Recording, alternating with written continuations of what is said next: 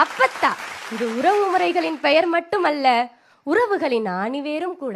வாழ்க்கை சக்கரத்தின் அச்சாணி.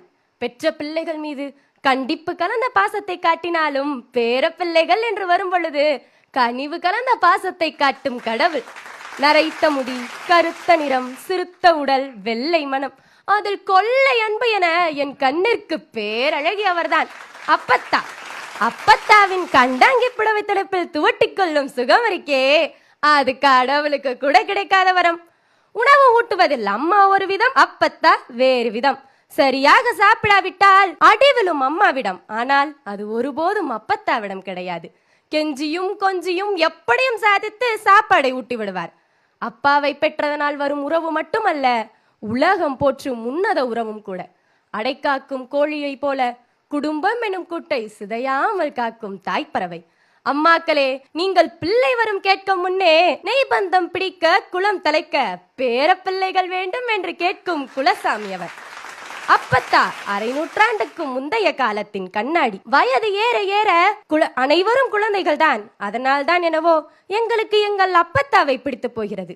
1000 மருந்துக்கும் சரியாத காய்ச்சல் கூட குலதெய்வத்தை நினைத்து அப்பத்தாயிடும் திருநீற்றில் காணாம போகும் விந்தை தெரியுமா உங்களுக்கு?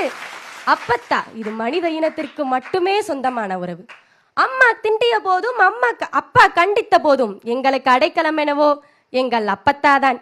அன்னை மடியில் உறங்கியதை விட அப்பத்தா மடியில் உறங்கிய பேர பிள்ளைகள் இங்க அதிகம்.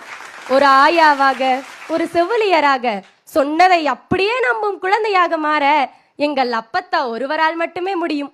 காரணம், அவர்களுக்கு தேவை பேர பிள்ளைகளின் மகிழ்ச்சி மட்டுமே. ஆசிர்வாதம் வாங்கும் பொழுது அவர்கள் உள்ளத்திலிருந்து மட்டுமல்ல, ஆன்மாவிலிருந்தும் வரும் வாழ்த்துக்கள். அதனால்தான் நாங்கள் இன்றும் வளமோடு இருக்கிறோம். தேவையோ இல்லையோ பெற்றோர்கள் இருவரும் வேலைக்கு செல்வது என்று முடிவாகிவிட்டது. பள்ளியிலிருந்து வரும் எங்களை வரவேற்கும் அந்த குழந்தை மனம் இருக்கே, அதை சொல்ல வார்த்தைகள் ஏது? அனுபவிப்பவர்களுக்குத்தான் தெரியும். ஒவ்வொரு வீட்டிலும் அப்பத்தா இருப்பது எல்லைச்சாமி குடியிருப்பது போல. அவர்கள்தான் அந்நிய சக்தியை வீட்டிற்குள் நுழையாமல் பார்த்து கொள்பவர்கள். இன்று அப்பத்தா இல்லாததால் தானே யாரையும் நம்ப முடியாமல் பிள்ளைகளை வீட்டிற்குள் வைத்து பூட்டும் அவல நிலை ஏற்பட்டுள்ளது. அம்மாக்களே, உங்கள் தேவைகளுக்காக எங்கள் அப்பத்தா என்ற உறவை எங்களிடமிருந்து பிரித்து விடாதீர்கள். எந்த பேரப்பிள்ளையும் தனது அப்பத்தாவை முதியோர் இல்லத்திற்கு அனுப்பியதாக வரலாறு இல்லை, இனி இருக்க போவதும் இல்லை. காரணம், அவர்கள் என் நிலையிலிருந்து என்னை பார்த்து கொள்பவர்கள். முதியோர் இல்லங்கள் அதிகமானதன் விளைவு இன்று குழந்தை காப்பகங்களின் எண்ணிக்கையும் கூடிவிட்டன என்ற உண்மையை உணர்ந்தால் இனி அவர்களை எங்களிடமிருந்து பிரிக்க மாட்டீர்கள்.